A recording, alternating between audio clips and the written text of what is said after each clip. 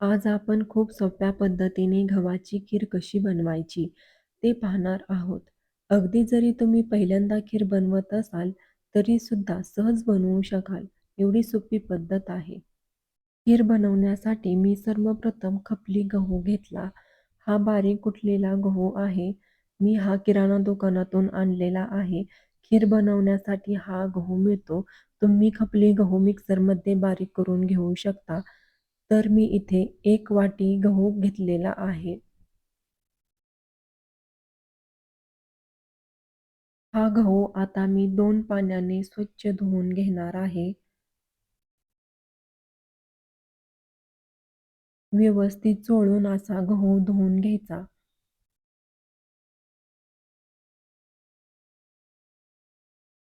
गहू 2 पाण्याने स्वच्छ धुवून घेतलेला आहे. नंतर याच्यामध्ये मी 1.5 ग्लास कोमट पाणी टाकलेलं आहे. कोमट पाण्यामध्ये गहू 10 मिनिट आपल्याला भिजत घालायचे आहेत.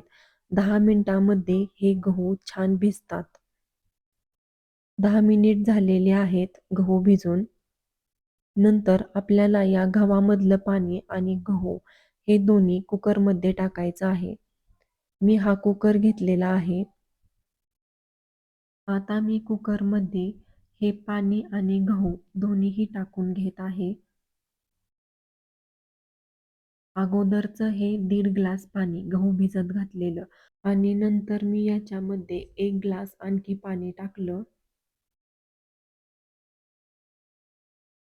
नंतर कुकरला झाकण लावून याच्या 6 ते 7 शिट्ट्या घ्यायच्या आहेत. मी सुरुवातीला फुल फ्लेमच ठेवलेली आहे. नंतर कमी जास्त करू शकता. तर माझ्या इथे शिट्ट्या सुरू झालेल्या आहेत. अशा मी 6 ते 7 शिट्ट्या करून घेणार आहे.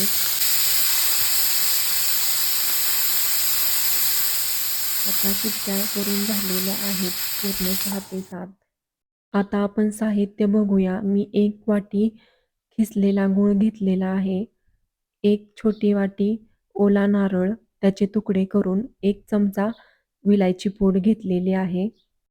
मी कुकरच्या 6 ते 7 शिट्ट्या करून घेतलेल्या आहेत.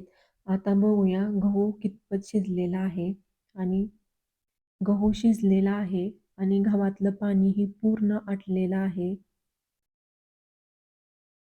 आता मी ही एका पातेल्यात काढून घेत आहे. तुमचा जर गहू नाही शिजला तर तुम्ही आणखी 2-3 शिट्ट्या जास्त घेऊ शकता. शिजलेला गहू पातेल्यात घालून मी पळीने असा तो फेटून घेत आहे, जेणेकरून खीर आणखी मऊ बनेल. हे गरम असतानाच मी फेटून घेत आहे. असं मी 10 मिनिट फेटून घेणार आहे. खीर फेटून आता 8 ते 10 मिनिट झालेले आहेत. तर आता मी याच्यामध्ये 1 वाटी गूळ आणि 1 चमचा वेलायची पूड टाकून घेत आहे. आता हे व्यवस्थित पळीने मी मिक्स करून घेणार आहे.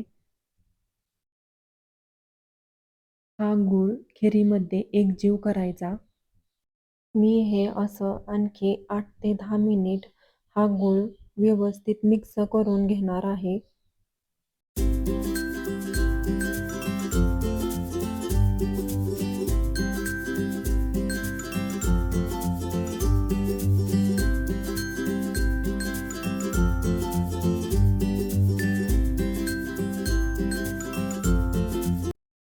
आता हे फेटून 8 ते 10 मिनिट झालेले आहेत आणि गूळही व्यवस्थित मिक्स झालेला आहे आणि खिरीला कलरही आता छान आलेला आहे.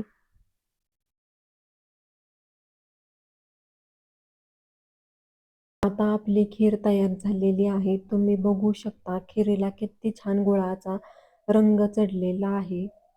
आणि आता मी याच्यामध्ये ओला नारळ टाकून घेतलेला आहे आणि हे आपल्याला असं मिक्स करून घ्यायचं. व्यवस्थित खिरीमध्ये हा नारळ मिक्स करून घ्यायचा.